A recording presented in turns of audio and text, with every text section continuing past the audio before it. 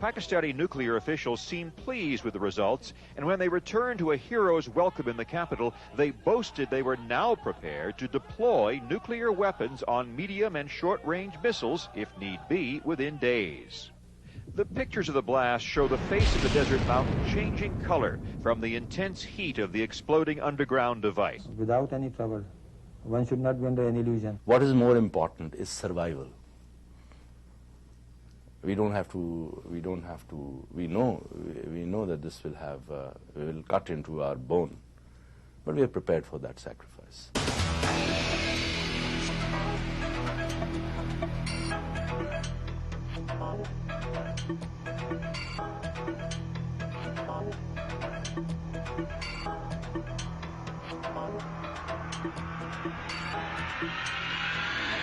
Citizens of Pakistan, it is with feelings of greatest happiness and emotion that I send you my greetings.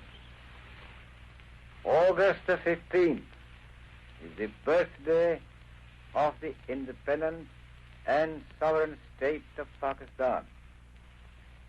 It marks the fulfillment of the destiny of the Muslim nation, which has made great sacrifices in the past few years to have its homeland.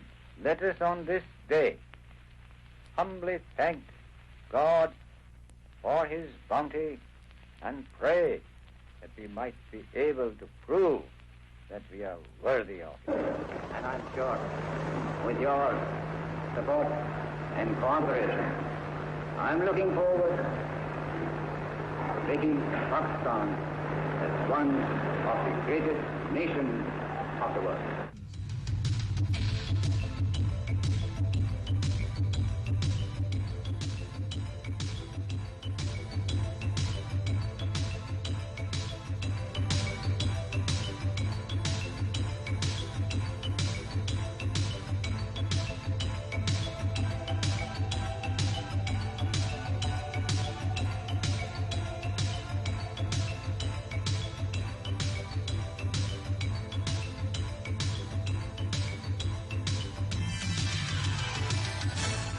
The struggle for a free India began in 1857 with the War of Independence, where the Muslims played a major role, a role for which the British never forgave the Muslims. The Muslim response to the defeat was withdrawal from mainstream community life.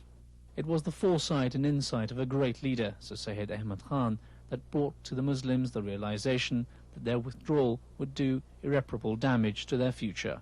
It was Sir Syed Ahmad Khan who suggested the idea of a separate homeland for the Muslims. The British were not willing to give India its freedom. Muslims and Hindus joined together in the struggle for freedom, from Mahatma Gandhi to Muhammad Iqbal to Muhammad Ali Jinnah. All fought for the same cause, the end of the British Raj. In his presidential address of the All India Muslim League session at Allahabad in 1930, Iqbal emphasized how essential it was to have a separate Muslim state, at least in areas where Muslims were in the majority. Iqbal convinced Jinnah of the need for a Muslim homeland. Iqbal dreamed of an Islamic state with its laws and constitutions based on Islam. The Muslim League, at its annual conference in 1940, held at Lahore, formally announced the need and the demand for Pakistan. Jinnah took on the battle. Jinnah's vision for Pakistan was slightly different from Iqbal's.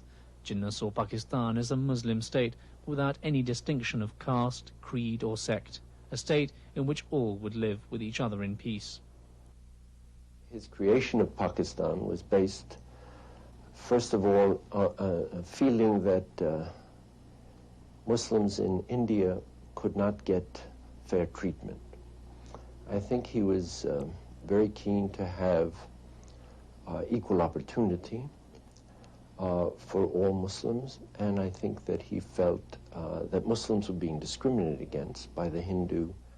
What does it mean to say that Pakistan is a modern Islamic or Muslim state? How is its Islamic character to be reflected in its ideology and institutions of the state? These questions remain to be resolved. It was Jinnah's leadership and hard work that brought together all the Muslims of the subcontinent in their demand for a separate homeland. This finally convinced the British. On August the 14th, 1947, Muhammad Ali Jinnah gave the Muslims of India a land of their own.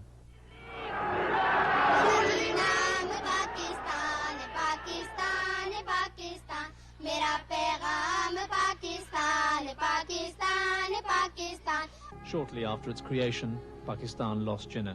His death came at a time when Pakistan needed him the most. The nation's existence was precarious and its survival was tenuous.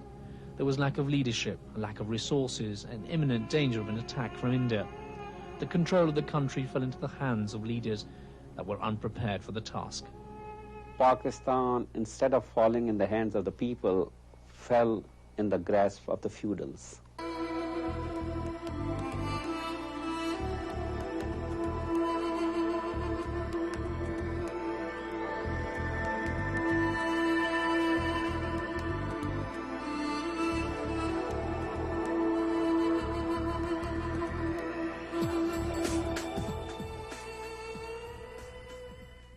Pakistan has remained under martial law for 27 years out of its 50-year history.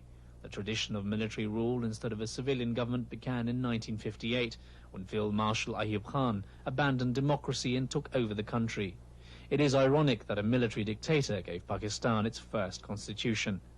During his rule, the nation prospered, but in the absence of a democratic process. In many respects, President Ayub Khan's earlier years were perhaps the most productive and most dynamic period in the history of Pakistan. But they were not a period in which political institutions were developed. He tried to develop the local bodies and things of that nature, but that did not really work. The nation became restless. Ayub Khan stepped down and General Yahya Khan took control. He promised a return to democracy and delivered free and fair elections. The loss of East Pakistan was another blow for the country, and that loss made its citizens rethink the issue of Pakistan's identity. Fundamental difference between East Pakistan and West Pakistan was that in East Pakistan there were no landlordships. There were no big land holdings. The society was already comprising of a vast majority of poor people. And in West Pakistan, the hold of the feudal bureaucrat was very strong. This was the gulf between the two psyches, the psyche of East Pakistan and the psyche of West Pakistan. And I think we should have respected the will of the people, the larger will of the people. And surely Mujibur Rahman would have come and he would have abolished the Jagirs or the feudal fiefdoms. And that would have been for the good of the whole of the country. Bhutto experimented with a mixture of Islam and socialism. To gain popularity with the masses, he announced the nationalization of industries and banks, a step that has stunted the subsequent economic growth and development. The great achievement in some ways of Mr. Bhutto, Mr. Zulfikar Ali Bhutto, was to destroy, to a large extent, the feudal system in agriculture in the Punjab. He did not do it in the Sindh, but he certainly gave it a devastating blow in the Punjab. Bhutto's courtship with Islam and socialism backfired. After 6 years in office, he was replaced and eventually hanged. The nation once again fell victim to military rule. Operation Fair Play brought General Zia to power. Swearing on the Quran, he promised to hold elections within 3 months. He remained in power for 11 years. He claimed his authority in the name of Islam and in the guise of protecting Pakistan. His entire effort was, however, to retain power for himself. Zia spent little time on nation building. The Afghan war was a blessing for him that fueled his ambition. Pakistan's involvement in Afghanistan has left disastrous after effects. When you talk about Zia-ul Haq's Islamization, for myself, I think it was a complete charade.